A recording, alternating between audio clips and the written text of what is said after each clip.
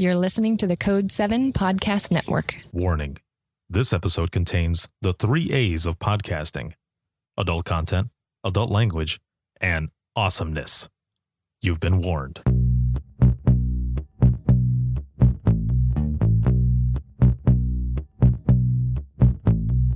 Welcome to Within the Trenches. True stories from the 911 dispatchers who live them.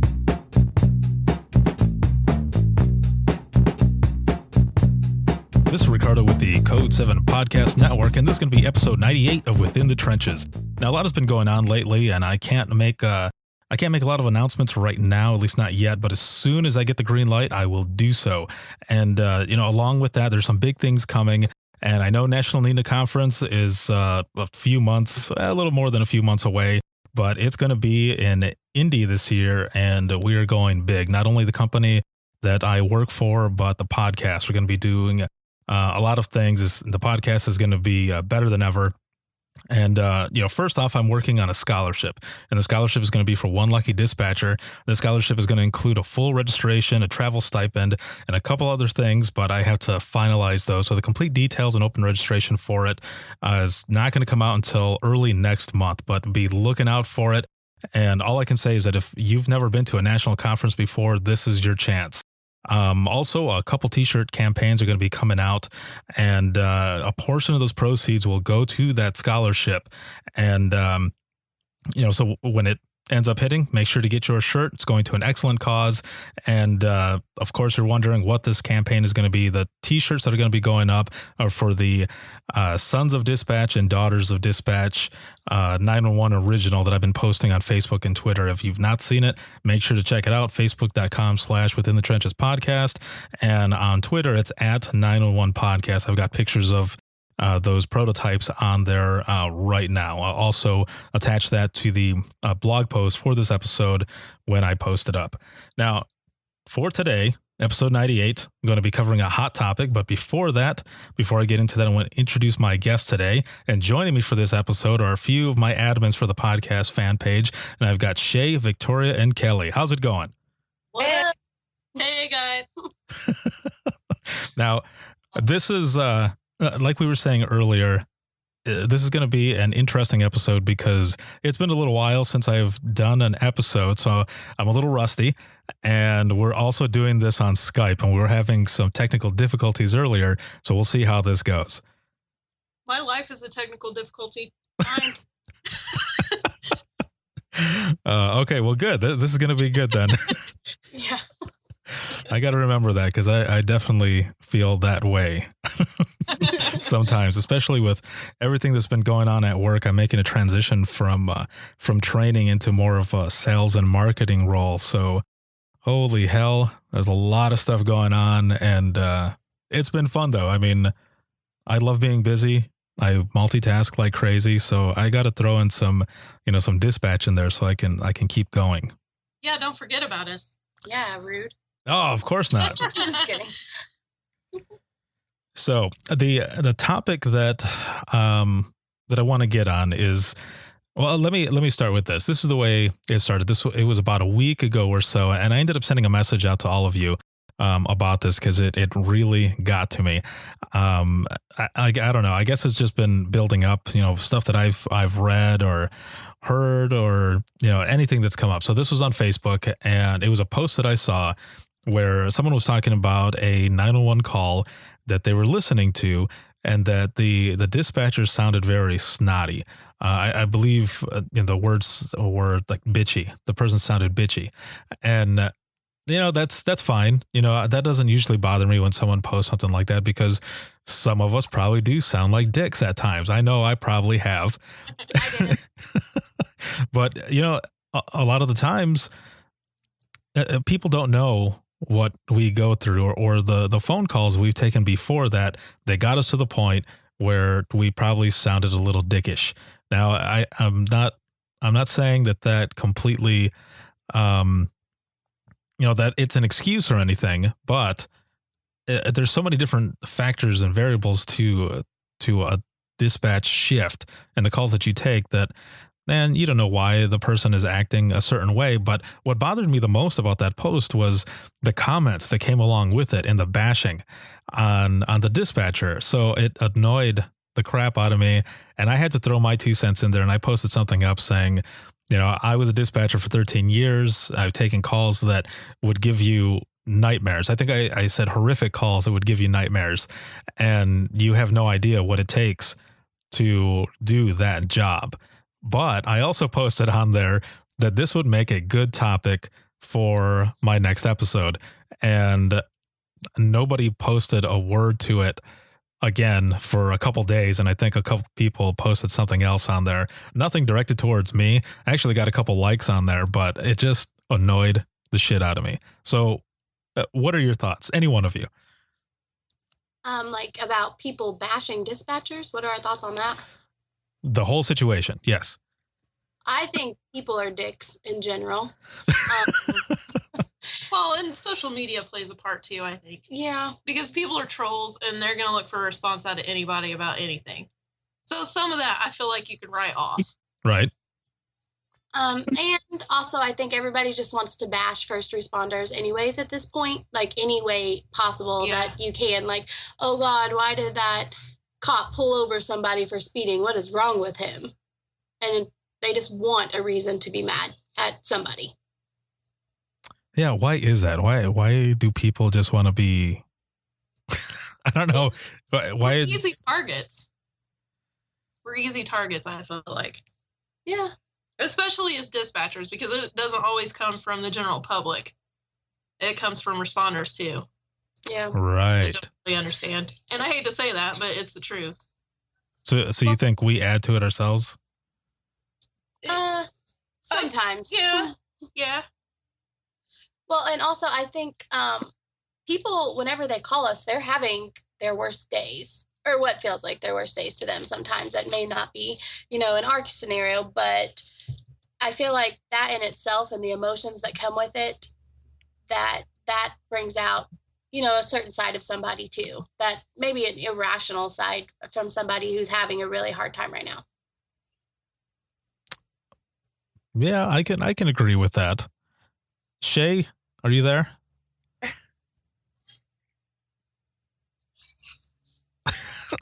We may have lost her. Oh, Yeah. no. Oh, I'm here. Can you hear me? Oh, I can now. Go ahead. Weigh in on this. I think it's ignorance.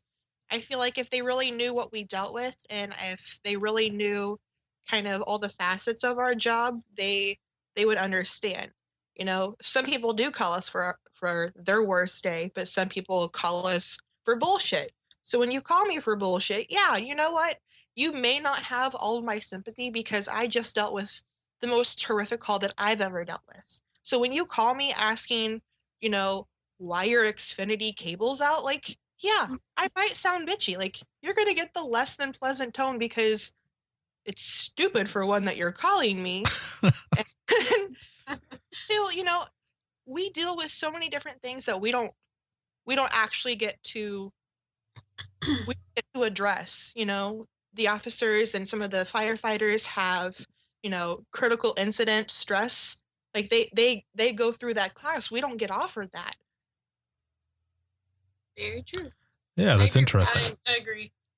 The last time we had a stress debriefing, it took, I think, 3 or 4 days for us to get one organized, and then only like 3 of us showed up. And it was just for us. We weren't invited on the police or fire side. Yeah, that kind of sucks. I've never understood that when they try to get something put together and they either leave dispatch out or, I don't know. I think a lot of it is because dispatch bashing happens during those. I feel like if we're there, they can't somehow pin something on dispatch. And that's not saying that all of them do. We all work with, police officers and firefighters that we adore and that know how much we go through. But a lot of, dispatch bashing comes from our own, brothers and sisters in public safety. Yes. I agree with that. I actually agree with that 1,000%. Yeah. Oh, one big dysfunctional family, huh? I hate to try and start that argument, but yeah, I totally agree with that. Well, So and I think in general, people just want somebody to blame. You They know, do. if somebody sounded like a dick while they were taking a phone call, they're going to blame that person for not getting someone there fast enough, or for not being so sweet or so nice, or it's always somebody to blame. Me sitting here on my computer, I can easily blame any and everybody for everything. like when the internet was being shitty a minute ago. Yeah, Yeah. I can totally blame my Totally. internet provider. In my county, you call 911 for that. That's crazy. I can't believe that somebody called and was complaining about their internet. Yeah, no, I've had people call, like, my iPhone, it's going crazy. Okay, I'm going to need you to press the home button and the power button until it powers down. I've gotten a call where like people are like, oh yeah, my phone called you on accident. Oh yeah, thanks. Can you tell me what I can do about that? My service really sucks. Like, no, I don't work for Verizon or T-Mobile. I don't know. Nope. I get Yeah. that. I had something once where the cable was out, and they asked me if I could look up the phone number for them. Now, if I have the time, I will go that extra mile and I will go ahead and help them out. However, if I don't get pissed off at me because I can't look that up for you. And there were a couple times where I didn't have time, but they kept on and kept on. And I said, okay, let me get out my phone book. I didn't say, let me Google that for you. I said, let me get out my phone book. And because I wanted them to, that's a hint right there that I'm going to have to go through this old ass phone book to look for this phone number for you that you can do the same thing and do. But that a lot of the times, the majority of the time, that didn't help. They didn't get what I was trying to tell them, that it's going to take me just as long to look for it. And you're calling me on 911 for this, at the same time that, it would take for you to go ahead and do this. And they're like, oh, okay, thanks. And I'd say, no, you don't understand. I don't have the time to actually look that up for you in this phone book. I've got other calls on hold where people are being harmed. Oh, well, you can just put me on hold. I'm like, no, you can look it up yourself. I apologize, but I cannot do that for you. I've had I don't have minutes on my phone. Can you just call my mom? Because I'm walking and I'm cold. And I'm like, no. Are you serious? Calling Oh, service. yeah. Oh, yes, absolutely. See, I'm all about customer service, because in a way, you don't want to be a jerk or anything, because it could be the first time that someone has called 911, and if you come off bad, they might not ever call for help or something like that. So I'm all about customer service. Don't get me wrong, and anybody who's listening to this, don't get me wrong here. I'm all about people or dispatch being nice, but there are certain situations where you have to be firm in order to take, authority or take control of that call. Exactly. That is the first thing they teach you when you become a dispatcher. It doesn't matter what class you take or how long you sit there. The first thing they tell you is to take control of your calls. Right, exactly. And that may mean that you're going to get a firm or obnoxious voice out of me, but it's because I don't care what happened for the last 2 weeks that caused your brother-in-law to shoot your cousin. Like, I care what happened right now. You can tell the police officer what led up to it for the last month and a half. Like, that's not what we deal with in dispatch, and I don't think people understand that when they call us. Right. Now, the other side of that, too, is, and like I said, for those listening to this, again, don't get it twisted. If I were to hear somebody, because I was a supervisor as well, so if I had heard one of my dispatchers being a complete jerk, I'm also not going to let that just happen, because I know how to get that through. I don't want them to be a jerk either. So if they need to get written up or talked to, that's going to happen. So I'm still going to discipline if I need to. But man, like I said, sometimes you have to have a firm voice, and people just don't understand that. Yeah. I call it, for myself, I call it a mom voice. I get my mom voice on. That's what I call it. Your mom voice? Yeah. It's whenever you're like, I'm not kidding. I asked you 3 times, get in the damn shower. That's the voice you got to get for me. See, and a lot of people, when they listen to these tapes that, you know, the media has out, or that they've, you know, gotten through FOIA or something like that, a lot of times people don't hear the entire call, especially in the media. So immediately you've got bashing going on because they're only hearing the questions that are getting repeated over and over and over. And you've got comments like, well, why are they still asking that? Why are they asking that? And they already asked it. Well, these are, you know, tapes that have been spliced perfectly for the media. So that's what you're going to hear. You're not going to hear the whole story. Not to mention that we're usually sitting in a room where there's other phone calls, radio traffic, other people, whereas this person is sitting in their living room listening to it on a TV from the news, and they don't have all of our background noise that's going on, not to mention our headsets that we have to listen through right at the same time as listening to the radio as well. They don't get that either. So yes, I may have asked you the address twice, but protocol states I have to verify it. They don't get that. Exactly.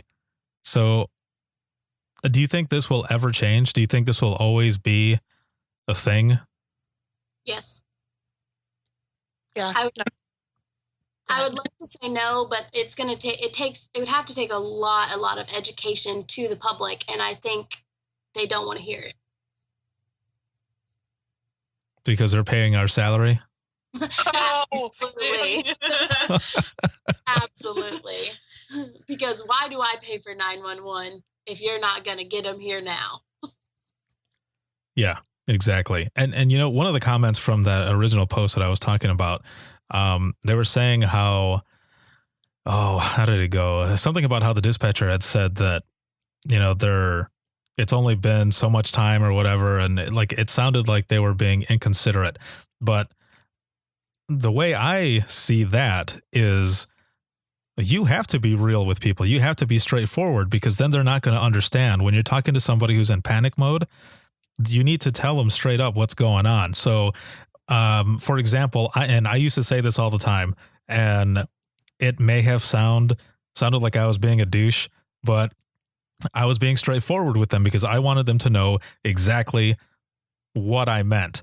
So they would be telling me, why don't you have an officer here yet? Why are they not here? I've been on the phone for you forever. Why are they not here yet? And I would tell them every time, ma'am or sir, the officer is not just sitting around the corner waiting for a call. They're coming from a ways away. There are only 5 or so deputies in this county. So they're coming from 2 townships away. It's going to be a little bit. I just need you to stay safe, stay calm. And, you know, I would tell them like that. And that might sound like I'm being a jerk, but if I just say, oh, they're on their way, oh, they're getting there, they're going to get even more pissed off with me. So if I tell them straight up, they're not just sitting around the corner, they're coming from a ways away, that kind of changes the dynamic there.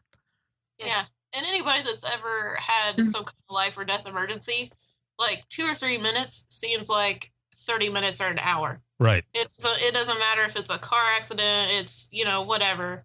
Like, it seems like it takes forever. And it really, like, your concept of time in an emergency goes away. I feel like it's the same for us. You may think you've been on the phone for 2 or 3 minutes, and you look down and it's 9 or 10. Yeah. Yep. Like we have it reversed. I'm trying to keep the caller updated. I'm trying to do my job and keep them calm and keep myself calm and get all this information. And sometimes I don't realize how long I'd been on the phone with somebody. They're like, it's been forever. And I'm like, oh, no, it's only been a few minutes. I look and I'm like, oh, it really has been like 10 minutes. But ma'am, I promise they're on their way. Yeah, exactly. There were a lot of calls that I too was getting, you know, annoyed with the caller and like, where are they? What's going on? Exactly. But I'm not going to say that because I know what's going on. They're coming from far away. I like to tell them like, oh, you know, they say, oh, I've been here. I called 20 minutes ago. And I'll say, oh, no, you called 5 minutes ago. So you've got to understand, we've got them coming. I'm not lying to you. We've got them coming. It's just been 5 minutes. I understand it feels like more. And then they're like, oh, okay. Yeah. Call back 5 minutes later and say it's been 20 minutes longer. Yeah, see, that's exactly how it's supposed to be done. And if only people could hear that or know. That's why I'm glad that we had the Citizens Academy that would come in like once or twice a month, because a lot of those people would come in and they would see the dispatch center. And most of the time, it would go crazy in there, which I was glad, because then they could see exactly what goes on when the shit hits the fan, that we have a lot of things that are going on and we have to put people on hold. Yeah. Exactly.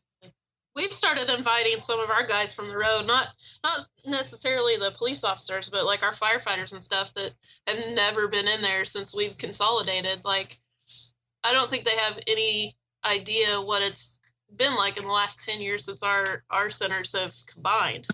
They don't understand the amount of calls coming in and the amount of calls going out. Like, they just don't have a real concept of what we're really doing in there the majority of the time. Right. It's nuts, man. Yeah. It's the topic that you could talk about for days, honestly. Yeah. Oh, I know. Yeah, we could keep going on and on and on and on about it.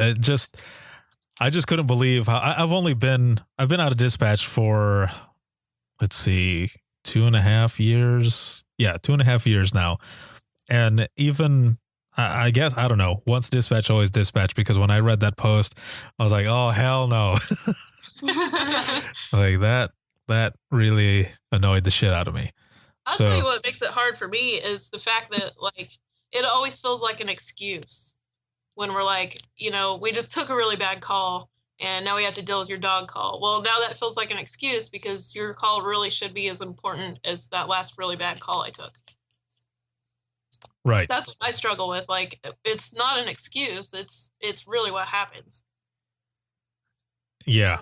Yeah, especially when you have both of those calls going on at once, and somebody calls for fireworks times. Like, are you serious? Like, I have to put you on hold. Well, I called 911. And like, yeah, I know this isn't an emergency. I have to put you on hold. Or I would pick up the phone because I had another call going, and I would put that person on hold. I'm giving them instructions for something, for a medical.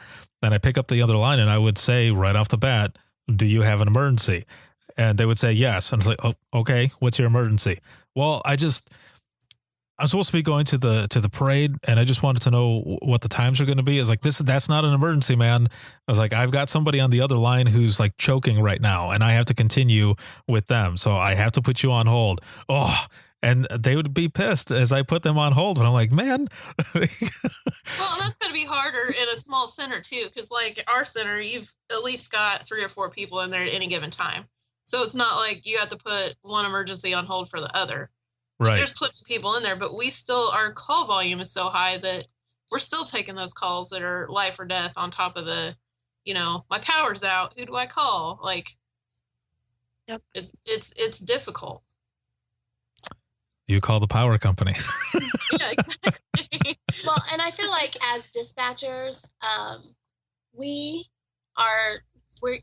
they expect us to always keep our cool. Nothing's supposed to affect us. Like firefighters and officers and EMTs, you know, other people who are there in person, I feel like it's a little, they get more leeway to be kind of upset or you know, frantic, whereas we're just on the phone. They don't understand why us, like, you know, us as dispatchers, why we are raising our voice or being firm or trying to rush them off the phone. They feel like you're just sitting in a room, you're just answering a phone. How hard can it be? They don't understand the mental stress that goes into it. Yes, right. your dog should be very important and your firework complaint should be very important, but I just hung up with somebody who I did CPR and I know it didn't work. I can't move on from that in 2 seconds.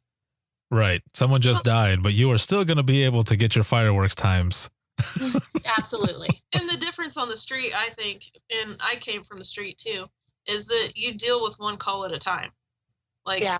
you pick a patient up, it's bad, you take it to the hospital, but you've got downtime cleaning out the back of the ambulance and traveling back to station before your next call. Not saying it doesn't get busy to where you're back-to-back calls, but you've got a little bit of downtime in between, and sometimes we don't have that. Yeah, exactly. Like, that's one of the biggest challenges I think I faced coming into dispatch, because being dispatched on the ambulance, you've got your time en route to the call where you already know what you're en route to mentally prepare yourself for an amputation, for a stabbing, for a shooting. You know, I go from, you know, a barking dog complaint to trying to take a bite of my sandwich, trying to answer the officer's traffic, to picking up that shooting call You know, I've had to spit out my food. I've had to stop exactly what I'm doing to focus solely on that. Yeah. I mean, it just sometimes it gets kind of rough in there, and they don't like just give me 1 second to just take one breath, please, just one breath. We have that. Oh man, I just listening to you three talk, I'm getting flashbacks. Holy crap! Like just like Shay was saying, you know, trying to eat your food because you don't get a break. And if you're from a smaller center, you definitely don't get a break. So you run to the break room, try to heat up your food. The phone is probably going to go crazy. So then I would have to run back. I think I heated my food 3 or 4 times once before I actually got it. And then even then it wasn't warm. It was cold, and I'm trying to eat, and I would have like it would look like I had a big chaw in my mouth. Like I was dipping, because I would have the food all the way, you know, like squirrel mode on one side and trying to take a call. And if it wasn't like a high priority call, I would put them on hold really quick just so that I could hoover the food down that I had in my mouth currently, so I didn't choke while on the phone, and then me have to call my own people to give me EMD protocol. That'd be funny. Yeah, I mean, I feel the same way. I don't know what a warm meal actually tastes like anymore. Like I just go for cold stuff like salads and ice cream, like stuff that just I might as well not even count on being warm. Oh, there you go. It's pretty easy then that way. Yeah. You just slurp it down, just throw all that shit in a glass, and there you go. Oh, no, not me. I don't mix my food. So with everything that you guys were saying, the amount of stuff that goes on, you know, the eating the food, trying to answer the phone, for you guys in Indiana, IDEX, you know, trying to run warrants or plates or anything, or in Michigan, it's lean, you know, Florida, what is it, FCIC and their NCIC stuff. There's a lot of things that go on, and we multitask like crazy. Now, there was a video.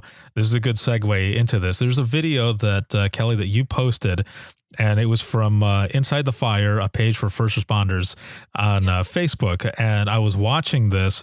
It's about 4 minutes long. I'm not going to play all of it, but I just want to play a little bit of the audio.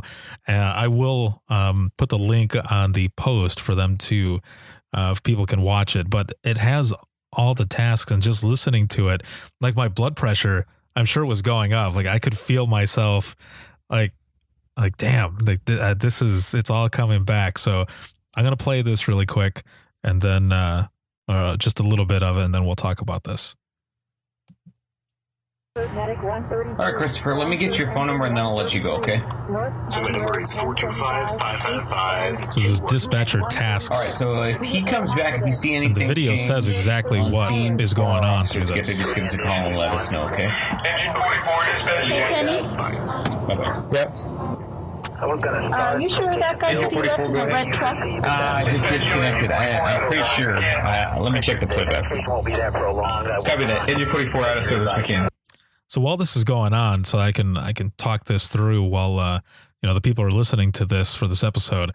It's saying dispatcher task, and it says acknowledge engine 44, and then it puts an X because it shows that the dispatcher has done that, and then put engine 44 out of service. Use playback equipment. Find out if subject left in a red truck, and it's just going on and on and on about everything that's going on. And like I said, this video is about 4 minutes long. I didn't realize, or I've never really thought about how much stuff happens in just that little bit amount of time.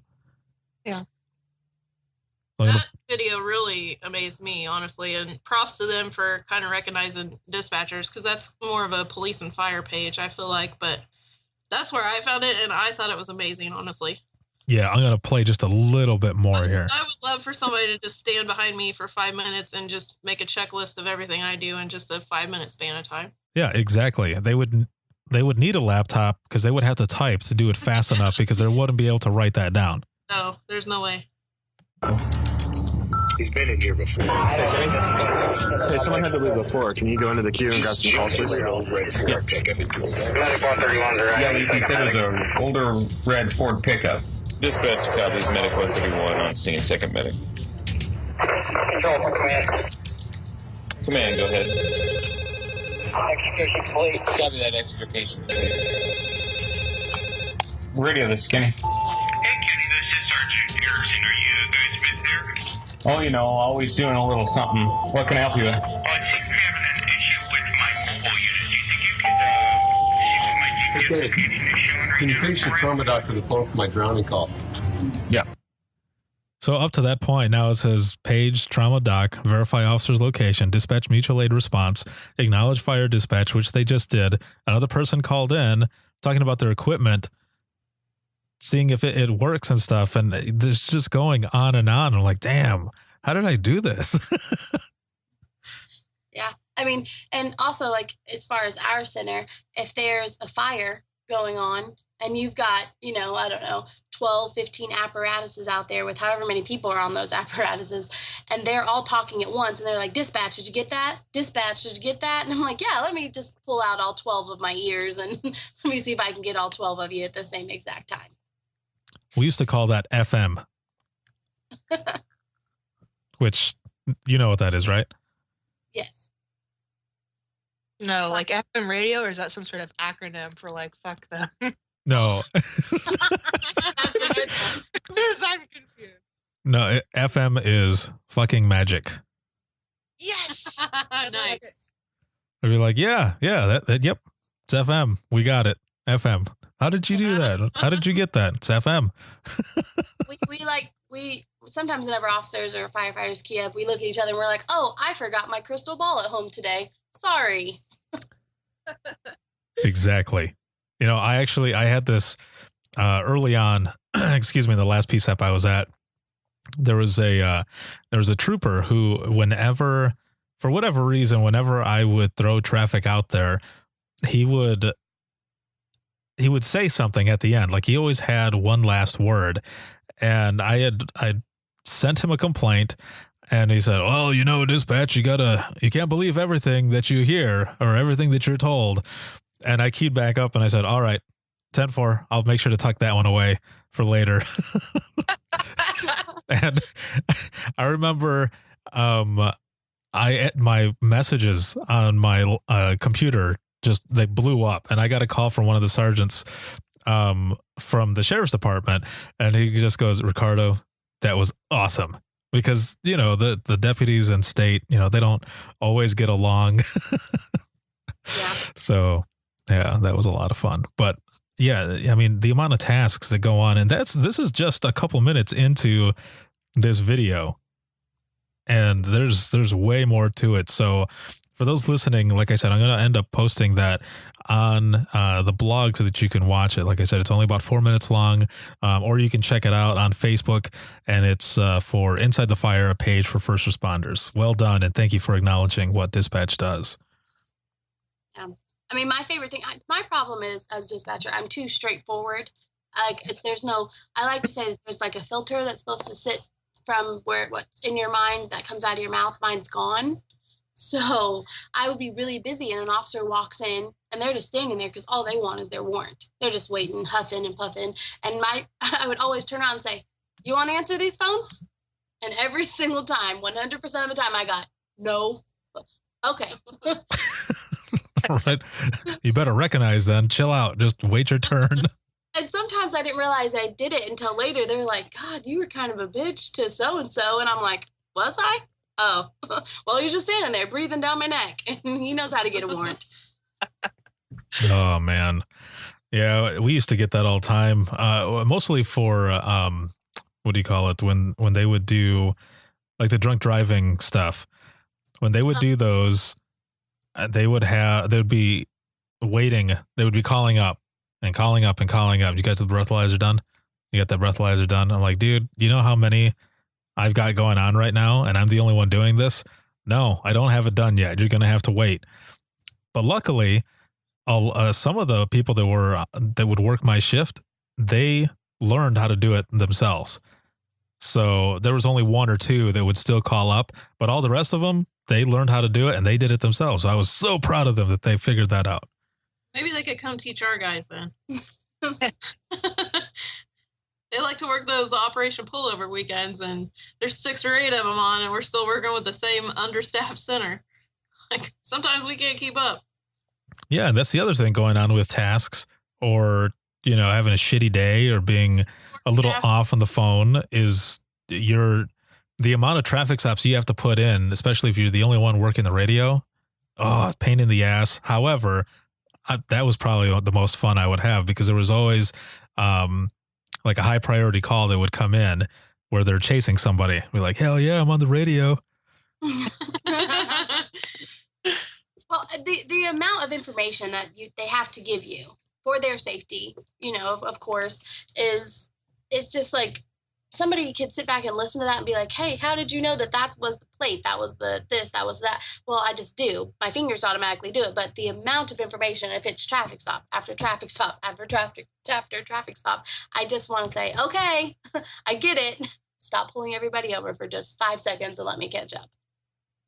That's nuts.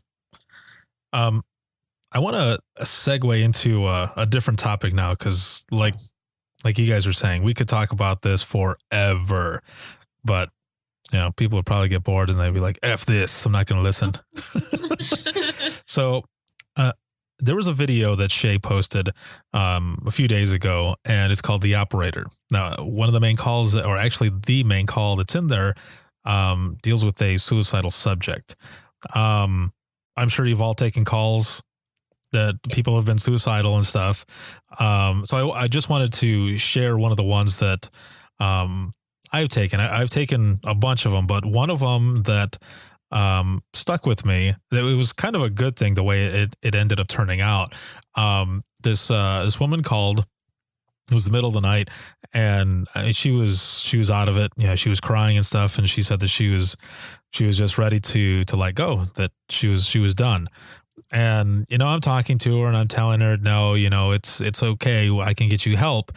And she just kept going on and on that she didn't have anything left, and she's in such pain because of her back and her legs. She didn't know what to do. So as I'm talking to her, I remembered one of the supervisors that I had when I started out early on. His name was Rob, and he ended up, whenever he would take calls like that, he would always turn it around and he would ask them questions about what their interests were. And he would start going off on that. And as far as I know, no one ever actually went through with it while he was on the phone with them. He was able to talk them down. And so that's what I did. I was trying to take, his side of things and figure out something that I could talk to her about to get her mind off of wanting to kill herself. So when she was talking about her back pain, and thinking about it now, it's kind of funny that only in the sense that she's telling me that she wants to kill herself, yet the one thing that her and I started talking about was her pain. And so she was talking about her back pain, and that's how I was able to relate to her, was through that pain. And she was talking about her sciatic nerve, and I was telling her that I had that same problem for the longest time, and we got locked on that. So while the police are headed that way and EMS are headed that way, her and I are talking about the ways to get rid of this pain. And I was telling her that I started doing yoga, and after just one session, an hour and a half session of doing yoga, that all the pain that I had in my back and down my leg from my sciatic nerve was gone. And she was relieved. Like, she was really happy to hear that, and was telling me that that she wanted to try that and that she was going to be able to now. And then help got there, and it actually turned out good. But in the beginning, it was really bad. But it took me, listening and relating to her in order to talk her down. And, but, I know that a lot of the calls, suicidal calls and stuff, aren't always like that, because I've taken some pretty bad ones. Yeah. I think the problem as far as suicidal subjects go, like you said, you have to get on their side. And I think our initial reaction is to just talk to them as we would talk to anybody else. And then you realize, well, I've got to figure out, like you said, what they like and try to get them going on something, even if it's something I know nothing about or that I'm not interested in. I had a 15-year-old boy call me as he was walking down the road, and I don't know how we got on the subject, but he told me he didn't want to be here anymore. He wanted to be in Canada. And so I said, oh, okay, Canada, yeah. You're a little bit far away. What's in Canada? And he's like, Justin Bieber's in Canada. And I'm like, oh, yeah, Justin Bieber's in Canada. Interesting. And Drake, the rapper, he's in Canada. I'm like, yes, they both are in Canada. That is absolutely correct. And then he started going off about Justin Bieber and how cool he was, and he wanted to meet Drake. And I'm like, yeah, who doesn't want to meet those people? I mean, I might personally want to meet Drake, but not Justin Bieber. He didn't turn you into a believer? No, he did not. But I use that to kind of, because he wouldn't give me his description. And so I'm like, I can't even remember his name now. I'm sure if I sat and thought about it, I could. But I said, are you wearing a Justin Bieber shirt? And he's like, hell no, I'm wearing, this. And I'm like, oh, okay. Like I tricked him into giving me his description so we could locate him, which we did. Well done. I mean, but you've got to be quick on your feet. No amount of training, I think, prepared me to trick him into giving me his description. I just thought if I asked, he would give it to me. You're just shady like that, right? Because you're from the street. That's right. I'm from a different kind of street, so I knew how to do it. So I knew how to do it. But I mean, something like you said, like back pain, and mine was Justin Bieber. Justin Bieber saved that kid's life. Thank you, Biebs. Thank you, Biebs. Good thing he's ever done. So on the other side of that, though, like we were saying, there's some of those calls turn out, really bad. I've had coworkers that taking calls where, somebody called in and said, I just want to let you know that I'm going to do this, and, just send the police out here, and then boom, they just shoot, or they slit their wrists or their throat or something like that. And this video that I was talking about, that's what's going on here. And the guy is, the caller is telling her, you're the person who's, going to be the last person to hear me, or that I talk to, or something like that. And when you take a call like that, that's sometimes hard to process. But what happens after you take that call? You go right to the next one. Yeah. PTSD is what happens. A little bit. Yeah. And a lot of that is actually coming out. Like, honestly, watching that video for me was really a trigger, because I've answered quite a few, and like, I've never had one where somebody's actually done it on the phone, but I normally get the wife or the husband that finds their wife or husband's done it while they were gone and come home and found it. And it's a huge trigger for me. Yeah. I think I've taken more calls of people who have found them than people who are calling me to actually do that. Oh, yeah. Well, and trying to deal with somebody's blame, too, because a lot of people, when they call, they're like, why would they do this to me? Why would they do this? I don't understand it. And that's really hard to deal with when you don't really know why somebody would do that. Right. There's not a lot of answers that you have for them. And especially if you have to call like the family members to have them go to be with the other one who found them. That's a hard thing too. Yeah. Yeah. Yeah. I took a call once where this gentleman called, and he and his wife are going through a divorce, and she was having some issues, and she was texting him constantly. And, when he was telling me this, he said, I didn't mind because I still love her. Just things didn't work out. And, so I would check up on her. And the last thing she sent me was that, that she was done. He goes, so I got worried, and I'm coming out here, to check on her. And, I was trying to talk him through this, going inside, trying to make sure that he stayed safe. Cause if she was in there with a weapon or something, and, he walked in and she got scared, you don't ever want to make more victims, or anything like that, or put him in danger. So I'm trying to tell him not to, but he's going in anyway. He told me that there was nothing I could say. So I was just trying to tell him to stay safe. And he found her in the bedroom. She had shot herself in the head. And he just immediately started crying, and he lost it.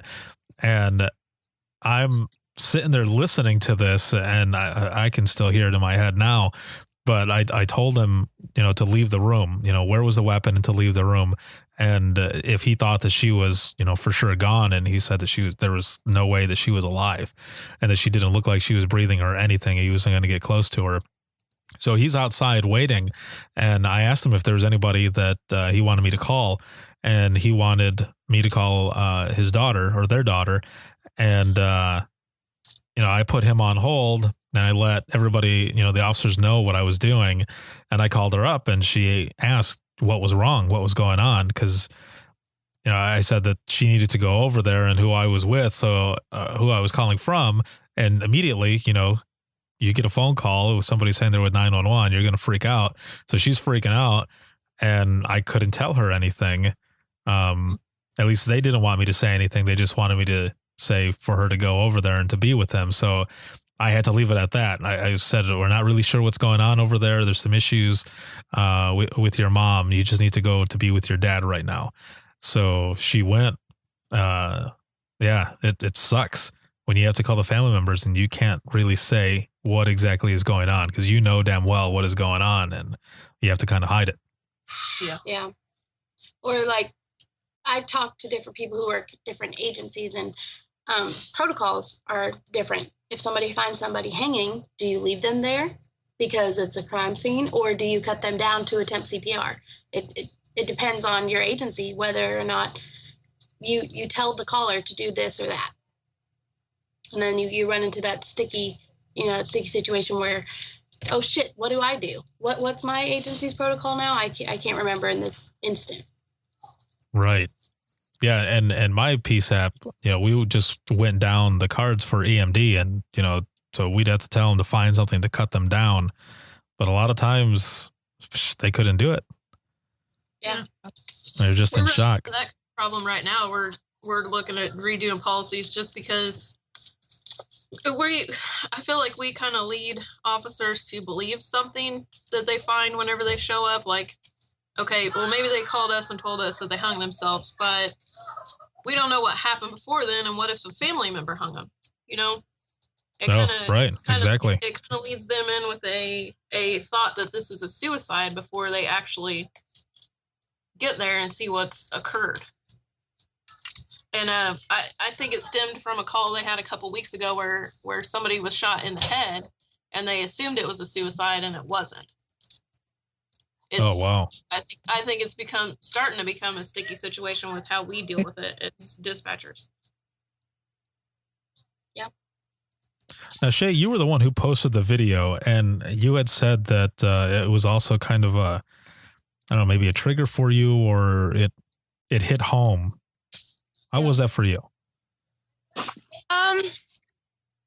I think it goes back to we've all taken those calls. I've never had anyone do it on the phone, but I've had a lot of the family members that have called in, or we had one that wasn't that long ago that just kind of stuck in my mind, where it was called in as an OD, and they were getting talked through EMD, and then as they're getting talked through that, this person's still awake and alert, or awake and not alert.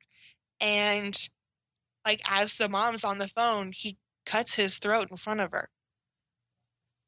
He's popped all these pills. She's trying to get him help, and just her wails as, he cuts his neck. And I mean, that's just, those screams are not something that you stop thinking about ever. Yeah. Yeah, exactly. Oh man, I just got goosebumps. Thanks. The suicide calls are rough, man. Yeah. And they are. And I mean, with that call, and even like when we get, I don't know if everyone else has this, but we have police legal sciences that we do.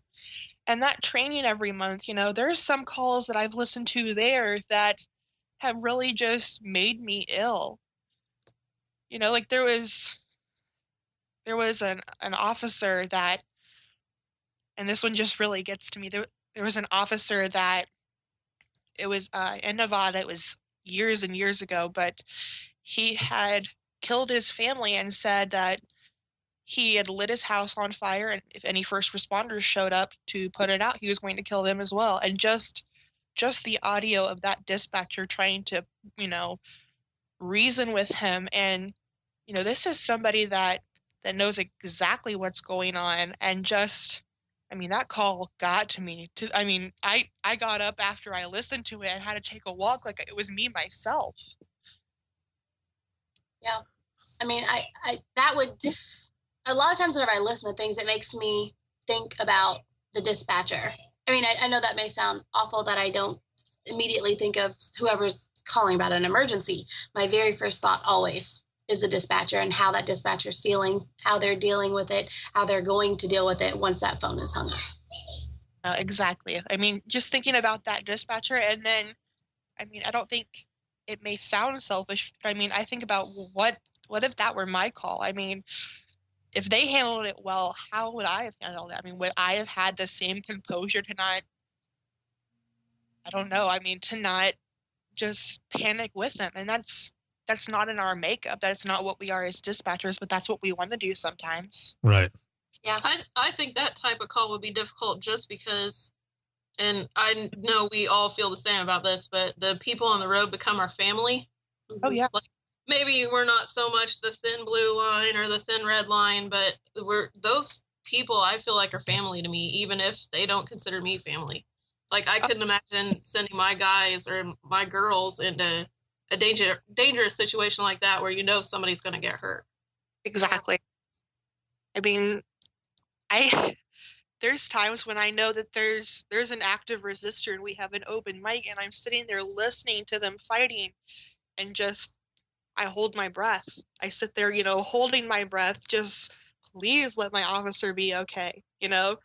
I don't really want this, anybody else hurt either, but that suspect's the least of my problems. I want my officer to say, they're code 4, they're okay.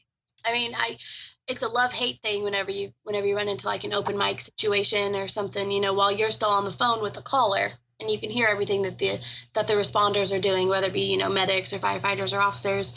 It's kind of like, I don't want to hang up the phone, or I don't want them to unkey their mic because I want to know what's going on with them instead of just sitting in this room letting my mind, race all these different bad places. But then again, I'm like, gosh, why do they have to keep their mic keyed up? Because now I'm thinking the worst, always. Exactly. And that's just one more thing that replays in your head that, out of all the things that we get that replay in our head from this job, I mean, those are the most pertinent. It's the officer safety. It's that firefighter safety. When they call that Mayday, it sticks with you. And I mean, the suicidal calls are the same way. I mean,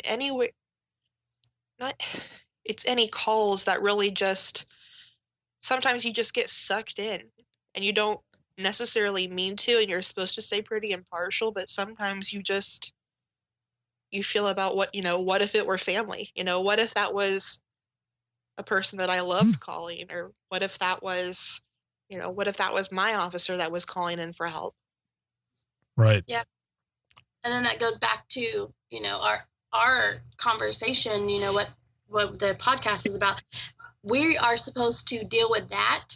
And in the middle of having an officer have his mic keyed up and you can hear him actively fighting with somebody, you don't know if there's weapons or not, but there's still other emergencies going on. So I'm supposed to answer the phone with composure and help this person now, even though my mind is right where my officer is. Exactly. And that's when we do get the non-emergency calls on 911, somebody wanting to know when their power is being turned back on, somebody wanting to know what the parade times are. We're supposed to treat them with the same compassion, and we want to, and sometimes we don't always give them 110% because we are just dealing with so many different things. Man, it's nuts. It's very crazy. Podcast just got depressing. No, this is very interesting because those that are going to be listening to this, they're going to be sitting there and they're going to be taking this in and they're going to be thinking, I'm not the only one. Exactly. So that's what's good about this. So no, it's not depressing. It's eye-opening for a lot of people, and especially those that are just fans of the show that are just listening because they want to hear different stories and stuff. Well, now you've got a story, and now hopefully, in some way you can understand a little more there's so much shit that goes on that people don't realize, and the impact that it makes on each and every one of us that take these calls. Are the three of you going to be at the Indiana, Nina, the state chapter, Nina? Well, you got to ask Big Mac about that one. He hasn't decided who he's sending yet. What about you, Shay? Yeah, I put in for it too. I haven't heard back. Okay. The only reason I was asking is because I believe that one of the key speakers for the pre-conference classes is going to be Jim Marshall, who's with the 911 Wellness Foundation. I believe he's going to be doing a 2-day. So anybody listening to this, well, you just got kind of a sneak peek because I believe he's going to be doing this. And if you're able to, I would definitely do both all day classes that he's going to be doing, because that guy is amazing. He's a freaking Jedi. Every time I see him, I mean, and the 911 Wellness Foundation and Within the Trenches, we have an alliance going and we're pushing each other's agendas. So a lot of what they do is they help dispatch with or dispatchers with, you know, all different types of calls that they've taken. You know, it's all about the wellness, the dispatchers out there. And it would be awesome for all of you to go to that, or anybody listening to go to this class if you're in Indiana, or even if you're out of state, to come out and check it out, because it's going to be a really good thing. Yeah.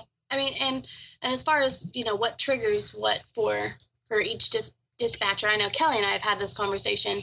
If a kid is involved in the call, it's going to strike differently with me because I have kids. And whereas Kelly, and she said this before, you know, because she was really close to the grandparents, or is really close with her grandparents, sorry, is really close with her grandparents. If an elderly person is involved, it strikes Kelly differently. So it's not just, you know, always the CPR, the suicidal subjects, things like that, that could make you answer the next call with an attitude, or, you know, or sounding like a dick. It could be that call was answered by this specific person and it struck a chord with them. Right. It could definitely be anything. I mean, somebody who loves animals, an animal call could truly upset them. Oh, yeah. I've had coworkers that were just like that. And they'd get off the phone and be like, I cannot believe that. Like, what are you talking about? Like, they did this and this to a dog or a cat. I'm like, you just took a call on a domestic where this dude was beating this chick, but the dog is the one that's really getting to you. Or, I love dogs. I was like, okay, well, okay. Yeah. I mean, every dispatchers I've learned very much just come from all different walks of life, and you're not going to see eye to eye with other dispatchers all the time. And that could be because of a call. Right. Exactly. Now, this video that we're talking about, I'm going to see if I can get to that main piece. Like I said, it's called The Operator. I gotta see how far in that this starts, because I just want to get some of the conversation. This thing is like 12 minutes long, so I'm not going to play the whole thing because there's a lot to it. I definitely want people to watch it. And I've been talking with the creators as well. And we're trying to schedule an episode, and I'm hoping that we can get this going. So the video is actually from what they were telling me. And also it's called The Operator. It's by Bridge the Divide Media. And one of the creators, the sister-in-law, was a dispatcher out of Tennessee. So the video is inspired by her stories, which I would definitely love to get her on the podcast. So I'm going to play a little bit of this. Like I said, I don't know if it's going to be right when the conversation starts, but I'm definitely going to try it out. So here we go.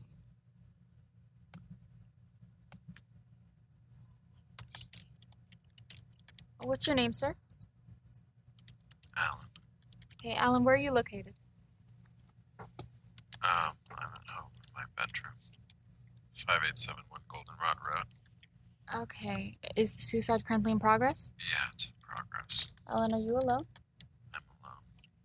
Okay, is your front door unlocked? I'm sending someone to your address. Yes, the door is unlocked, but they're not going to make it in time. Alan? I Alan? need to go now.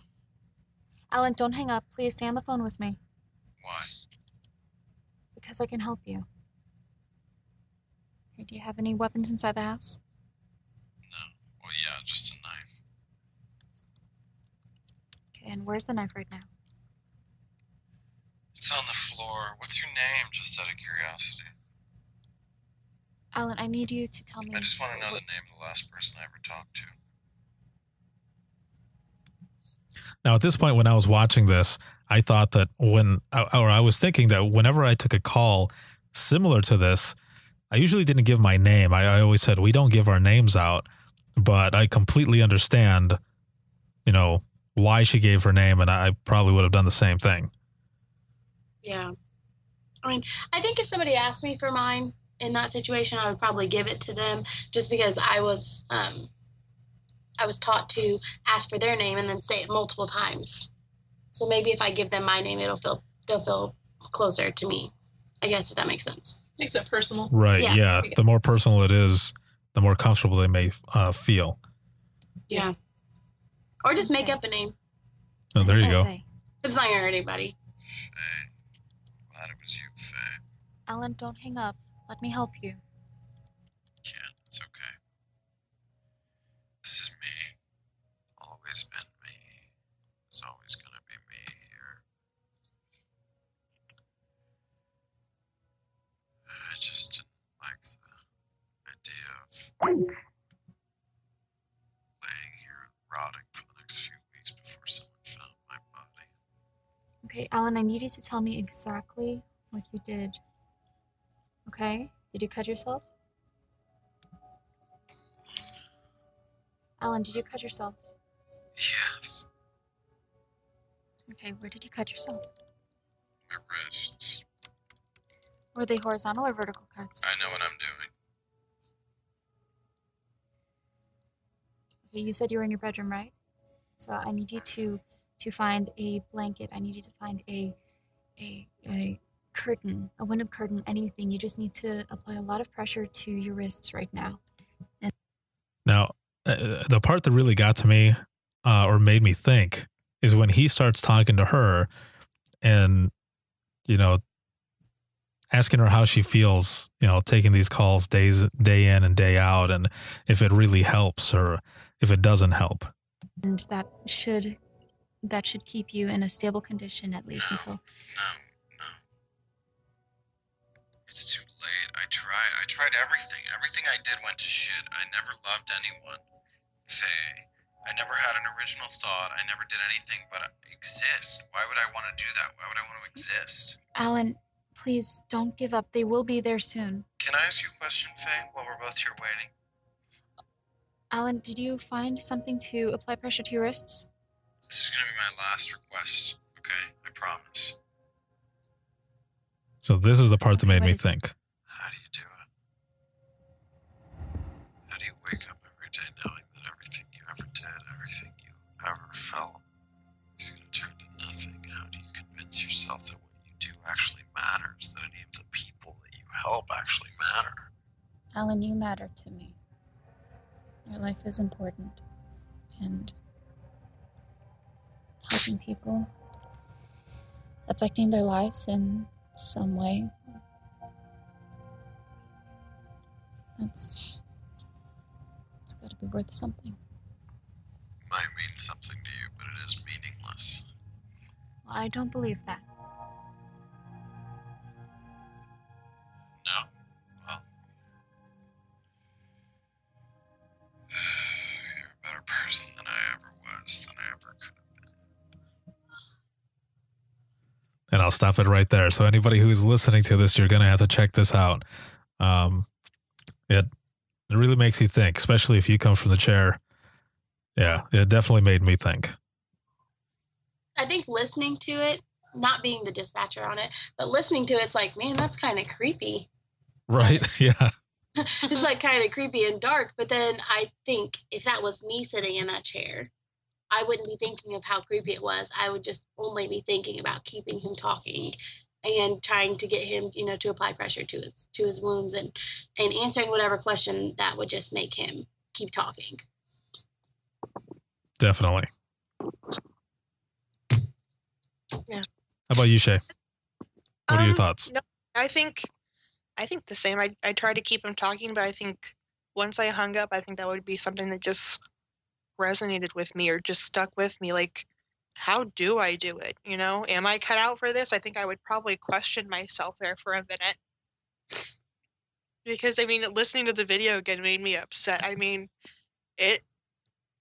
How do we do it sometimes, Like, there is stuff that gets to us, and there are some days that, why am I going back in there when, it kind of ties in with the people thinking we're dicks. Like, we kind of feel like everyone thinks that about us anyway, or some people, like, there's some calls that every call we take that day, or at least me, because I'm kind of a crap magnet, it's just, I feel like I get nothing but crappy calls some days. Like, there's no call that turns out good. There's no call that, like, where I feel like I made an actual difference, where everything I did, I'm just talking to myself.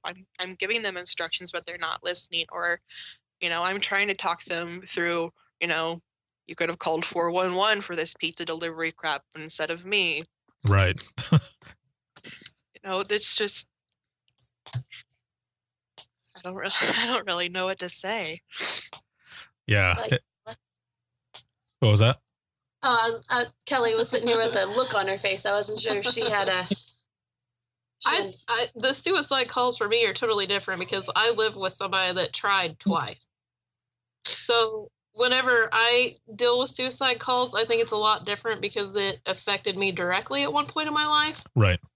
So like I hear him and like it reflects everything that I've ever heard from somebody that I lived with that tried. So, like, that's why I say it's a trigger, because I've actually dealt with it in my personal life, and, like, trying to deal with that in my job is so much more hard. Like, you as just a lay person on the street, I don't think you can imagine what it's like to try and be the one that talks somebody out of that, especially when they've already made up their mind. Yeah, exactly. Another coworker had taken a call, too, where... it was similar to the first one that I talked about earlier, but he had said the only reason I'm calling is because of what I'm going to do and because I live next to a school, and he didn't want anybody to be alarmed because he was going to shoot himself, and so he wanted to let people know. Another one, they got there and this guy had plastic all over the living room where he was at because he didn't want, he wanted it to be an easy cleanup so that his family wouldn't be so, freaked out with the scene or something. But it's nuts, man. I definitely need more, maybe not more training, but more help for dispatch, wellness wise. If you have a debriefing, bring somebody in from dispatch. Don't bring in some shrink, somebody who thinks they know. Bring in somebody who has been there, who knows, what dispatch goes through. Yeah. I'm all for doing it with your responders too. I know that we kind of take the blame sometimes, but I think being able to do it with them allows you to kind of show them how you dealt with it as well. And I think that's what debriefings are really all about. It's not really about placing the blame. It's about coming together as a group that dealt with the same thing to try and remedy what everybody went through and kind of put all the pieces of the puzzle together. Right. We've talked about this at least an hour at our dispatch center before. Officers feel like our dispatch room is a safe room. They deal with the difficult call. Even if it wasn't that difficult for us, maybe it was difficult for them. They come in and you're like, hey, hi. And you just know that they're just kind of lingering around because they want to talk, and you're like, what's up? And then they can vent to us. They understand that one of us took that call, so one of us knew the situation, and we know where they're coming from. We know the feelings that they're having. Like, not saying that they can't talk to their significant other or, you know, a friend or a family member, but somebody who dealt directly with that call and be able to sit there and talk out your feelings. It's a safe place for them. And I like that. I mean, I would rather an officer come in and express his feelings about that call that we both just took, versus, you know, having an attitude now for the rest of the night and me wondering why exactly that was. It's part of that family thing. Yeah. Exactly. And along with that family thing, at least, and I don't know if you three do this or not, but I used to go out and hang out with all the officers, and we would have a good time.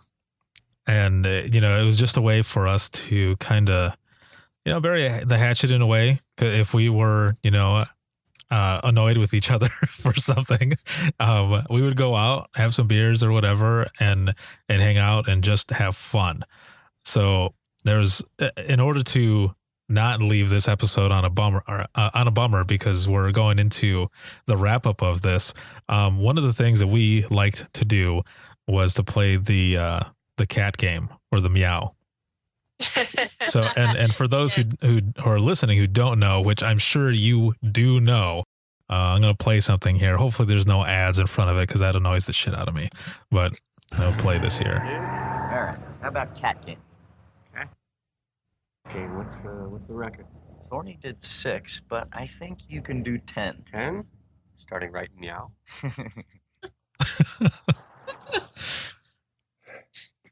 Sorry about that. All right, meow. Hand over your license and registration. So really quick, just to set this up for those who don't know what's going on, there's a couple officers that are pulling this guy over, and they have to work in the word meow during this entire traffic stop. So that's what's going on here.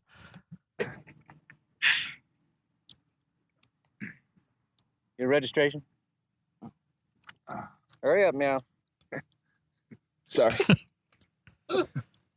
There's something funny here, boy? No.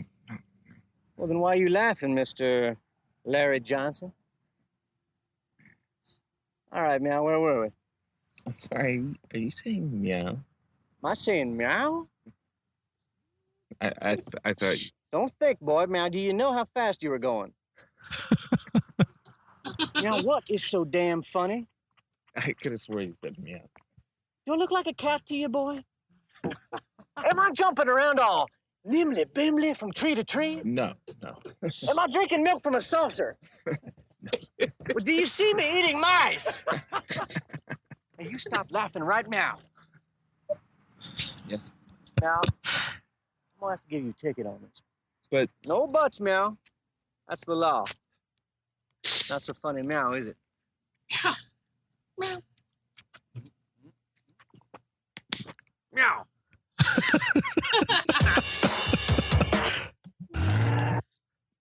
Excellent. Really acted that out, by the way. If you could hear us laughing, that's why. Oh, that's the best. Yeah, we used to do that on the radio. Such a good time. Around here, the guys on the volunteer fire departments like to act like sheep. Sheep? So you don't really get the meows. You get the meh. Now, that's a new one. Yeah. Well, let's hear hope for you. Yeah. The hope. I'm going to have to visit just so that I can hear that. Maybe get a little audio. Yeah. Yeah. I mean, it's fun. It's after a bad call, sometimes people don't get it. It may seem unprofessional, but it's kind of fun to be able to relieve your stress by acting silly. And nobody else, really. I mean, anybody who listens on like their scanner apps or something like that, maybe they won't catch it. But when an officer does it, you can guarantee one of us catch it and the whole entire room laughs. Hell yeah. Just like right meow. Right meow. I actually say meow all the time. Like Kelly texted me, she was on her way, and I was like, oh yeah, I'm on my way, right meow too. I always say meow instead of now, and nobody even calls me out for it anymore. They're so used to it. They're like, okay. Ricardo, didn't you guys have like a clear your throat thing or something? We did our last podcast. Yeah, we had a sniff.